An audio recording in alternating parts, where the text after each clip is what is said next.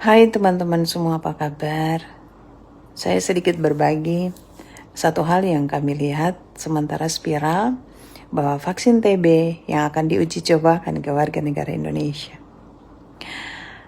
Teman-teman, ada kaitannya dengan vaksin TB yang mau uji cobakan ke warga negara Indonesia. Ini satu pengalaman pribadi yang kami alami dalam keluarga kami. Beberapa hari yang lalu, setelah mama saya habis meninggal, kami makamkan, dan papa saya itu drop. Dia drop dan kami larikan ke rumah sakit. Waktu dibawa ke rumah sakit, dites, saat itu papa saya mengalami gula darah 500, naik 500. Karena mungkin dia stres atau apa, dia mengalami gula darah yang naik 500. Tiba-tiba ketika dia dirawat 1 hari 2 hari, kemudian darahnya itu drop dari 500 turun ke 60. Jadi waktu 60 itu dokter menganjurkan untuk kami mensuplai papa dengan gula supaya gula darahnya itu naik. Dan kami melakukan apa yang dianjurkan sama dokter. Beberapa hari kemudian, dari pihak rumah sakit memberikan 3 kotak untuk mengambil sampel dari dahak papa saya. Tapi pada saat itu teman-teman, papa saya itu tidak mengalami batuk. Yang namanya batuk itu tidak ada. Jadi karena papa saya tidak batuk, kami tidak dapat mengambil dahaknya. Karena tidak ada sedikit pun dahak yang keluar. Tapi dari pihak rumah sakit pada hari yang ketiga, mereka memaksakan untuk mengambil air liur dari papa saya untuk dites. Mereka mengambil air liur dari papa saya itu dan mereka tes di salah satu puskesmas Kota Kupang. Saya tidak mau menyebutkan nama puskesmas itu, tetapi mereka tes air liur papa saya dan mereka memvonis bahwa papa saya itu ternyata TB. Yang di dalam pikiran saya sebagai seorang yang buta dari kedokteran, saya merasa heran kenapa kok dari air liur bisa dites jadi positif TB. Dan mereka menganjurkan untuk kami mengambil obat di puskesmas untuk papa saya konsumsi, yaitu obat TB. Yang obatnya tuh sebesar ini jari telunjuk saya, setengah dari ini sampai ke ruas ini, sebesar itu 3 yang harus papa saya konsumsi. Dan waktu papa saya konsumsi obat itu, teman-teman, papa saya tuh begitu menderita sekali. Dia tidak bisa, ketika dia konsumsi dia merasa sesak di dadanya, dia merasakan bahwa tubuhnya itu begitu lemah. Beberapa hari kemudian mereka dari perawat datang dan menyuntikkan satu cairan. Dan cairan itu kami tidak tahu itu cairan apa.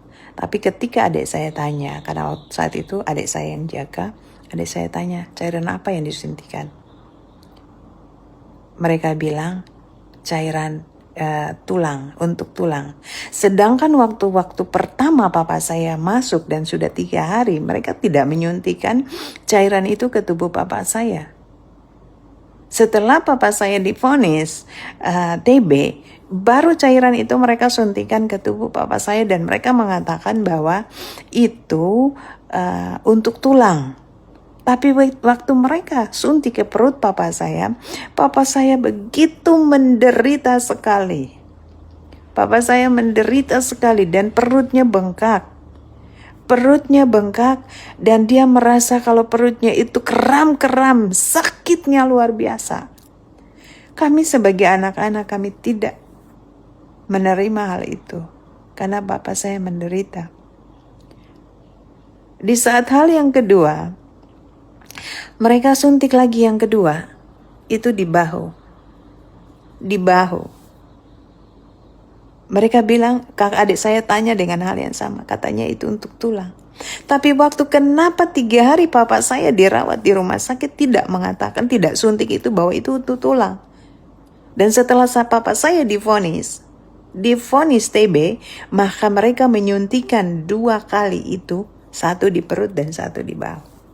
Setelah papa saya disuntik, dia menderita dan dia hampir kolaps. Dia pingsan dan dia sampai lidahnya itu sampai menjulur keluar. Tidak sadarkan diri, teman-teman. Waktu dia tidak sadarkan diri, adik-adik saya sudah menangis dan memanggil perawat. Waktu mereka mencoba untuk membangunkan dia tidak sadar. Selama 30 menit baru dia sadar.